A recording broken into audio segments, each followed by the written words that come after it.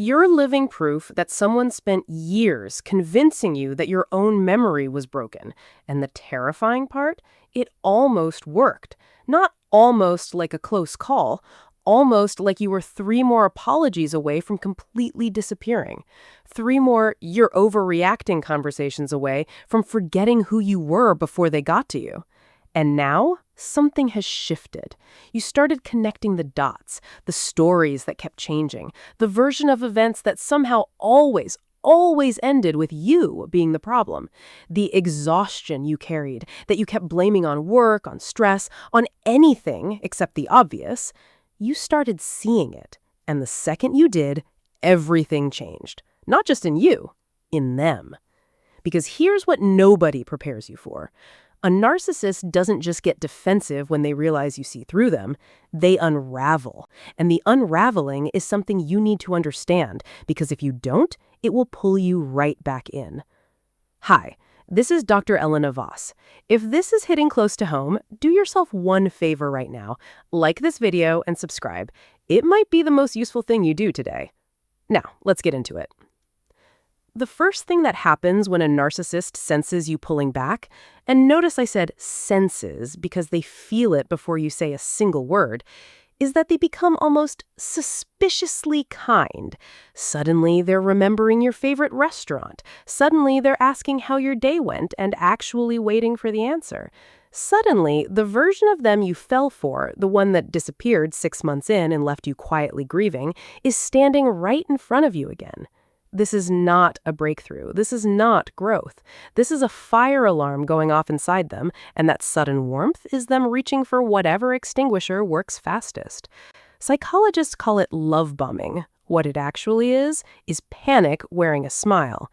Their entire sense of self was built on access to your emotions. Your reactions were their mirror. Your doubt was their oxygen. The moment you stop providing that, something in their internal world starts to collapse, and they will do anything to stop it. If you hold your ground, the kindness evaporates fast. What comes next is the rage. Sometimes it's explosive and obvious. Sometimes it's so cold and controlled it makes the air in the room feel different. Either way, the rage isn't really about anything you did. It's about the loss of control over you. And for a narcissist, losing that control doesn't just feel like rejection. Research in personality psychology consistently shows that individuals with narcissistic patterns experience threats to their self-image as deeply destabilizing, not just emotionally, but neurologically. Their nervous systems respond to losing influence over someone the way most people respond to physical danger. So when you set a boundary and they treat it like an act of betrayal, that's why. When your silence enrages them more than your crying ever did, that's why. You were never just a person to them, you were a function, and functions aren't supposed to develop opinions. When the rage doesn't crack you open, they go quiet. The silent treatment arrives like a punishment, wrapped in plausible deniability. I'm just giving you space.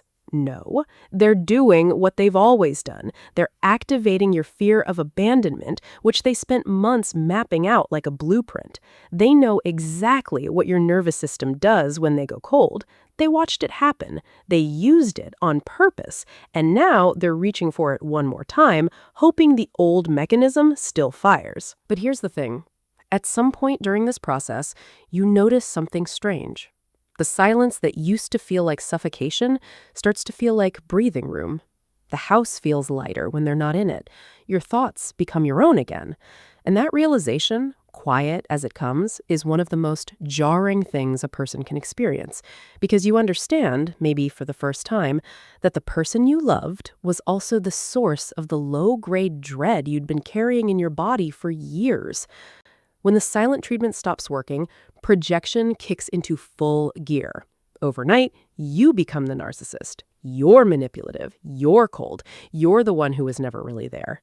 Every single thing they did gets repackaged as your personality, handed back to you as if it always belong to you.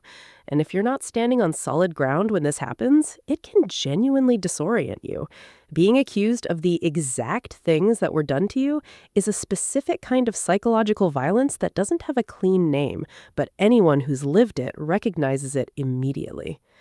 Here's the truth, though.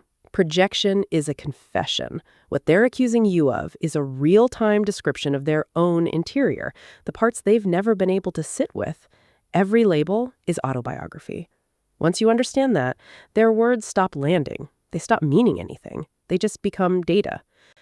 Then comes the campaign. Mutual friends start looking at you differently. Family members ask strange questions. Coworkers are suddenly distant. The narcissist has been busy, quietly building a version of events where you're unstable, difficult, the one who caused all of this. They're not doing it out of strategy exactly. It's more reflexive than that. They need an audience. They always have. And if they can't have you reflecting them, they'll find a crowd to do it instead. Losing those people hurts, but with time, most survivors come to see it differently. The people who believed a story without once asking your side were never really in your corner. Their departure, as painful as it is, clears space for relationships that are actually real. And then comes the part designed to make you feel replaceable. The new person, paraded around with a specific kind of visibility that tells you it's not accidental. This isn't love happening fast. This is a prop being used in the final act of a performance. That new person isn't winning. They're just next.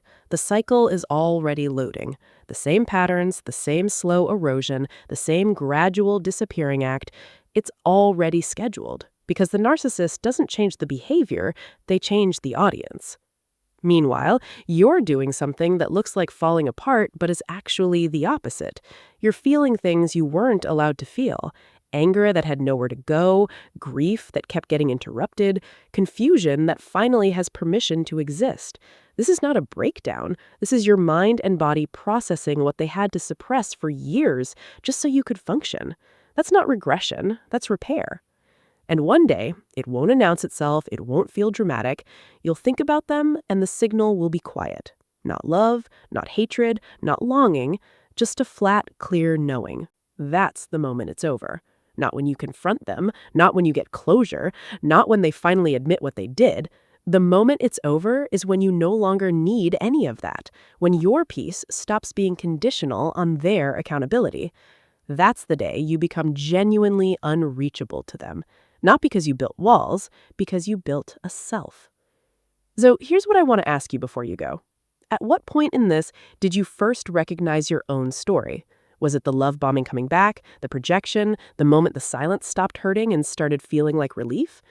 Drop it in the comments, genuinely. Not because it's a fun prompt, but because the specific moment someone starts seeing clearly is different for everyone. And there's something in reading each other's stories that does something therapy alone can't always do. You're not behind. You're not broken. You just spent time in a situation designed to make you forget that. Welcome back.